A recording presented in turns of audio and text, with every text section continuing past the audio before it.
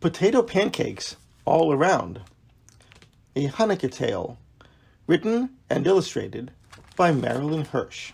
On a cold winter afternoon, Samuel the peddler walked down the road to a village. He passed children sliding and sledding and skating.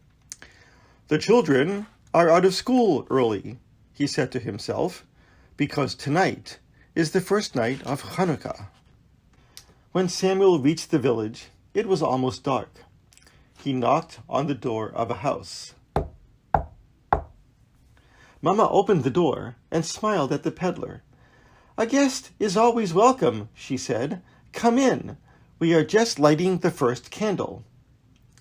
So they all sang the blessings together. The two grandmothers went to the stove. "Aha," thought Samuel. "Now they'll start making potato pancakes." "We'll use my recipe," Grandma Yenta said firmly. "No, mine is better," answered Grandma Sophie. "Who needs recipes?" said Samuel the peddler. "I'll show you how to make potato pancakes from a crust of bread." Some say for potato pancakes, a pickle, a fish, or a cabbage is good, Samuel continued. "But I say a crust of bread is best." "Ridiculous," said Grandma Yenta. "That's crazy," said Grandma Sophie. "We're hungry," cried the twins.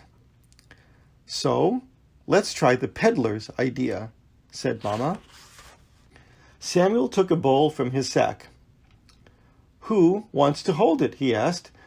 "We do," yelled the twins. Samuel carefully grated a crust of bread into the bowl. "It looks delicious," he announced, "but it needs a little water." The grandmothers wouldn't even look. The peddler tasted the batter.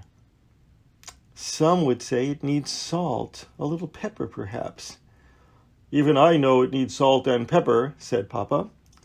"Well, if you insist, I wouldn't say no," replied the peddler, and he added salt and pepper. Samuel noticed a chicken looking in the window. "I think this chicken is trying to tell me something." But what could a chicken say? "I know," cried Rachel. "The chicken is telling you to add eggs." "I have heard of that," agreed the peddler, and he added 6 eggs. "He takes advice from chickens," said Grandma Yenta. "Do you have any suggestions?" he asked her politely. "May you grow like an onion with your head in the ground," she shouted. "Ah, onions! A good idea," said Samuel. So David hurried to chop some onions. Samuel smiled. "Any minute now, we'll have potato pancakes."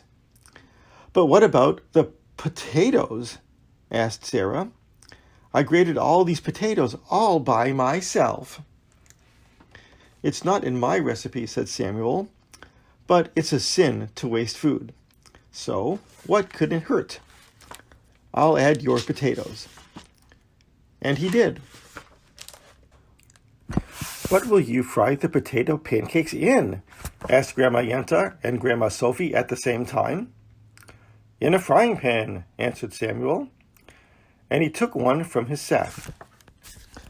"Chicken fat is best," insisted Grandma Yenta. "You may be right," said Samuel. "Goose fat is better," declared Grandma Sophie. "I wouldn't say no," Samuel replied. So Samuel took a big spoonful of chicken fat and a big spoonful of goose fat and began to fry the potato pancakes. Delicious smells filled the house. Samuel kept on frying. More and more potato pancakes piled up. Finally, it was time to eat. So they ate and ate and ate potato pancakes all around. Even Grandma Yenta and Grandma Sophie agreed that the potato pancakes were the best ever. And they danced, and they sang, and they played games until very late. Grandma Yenta and Grandma Sophie gave the children pennies. Then everyone went to sleep. The next morning, the family begged Samuel to stay for the whole 8 days of Hanukkah. "Thank you," said Samuel, "but a peddler must move along. I know you'll have a happy Hanukkah now that you can make potato pancakes from a crust of bread."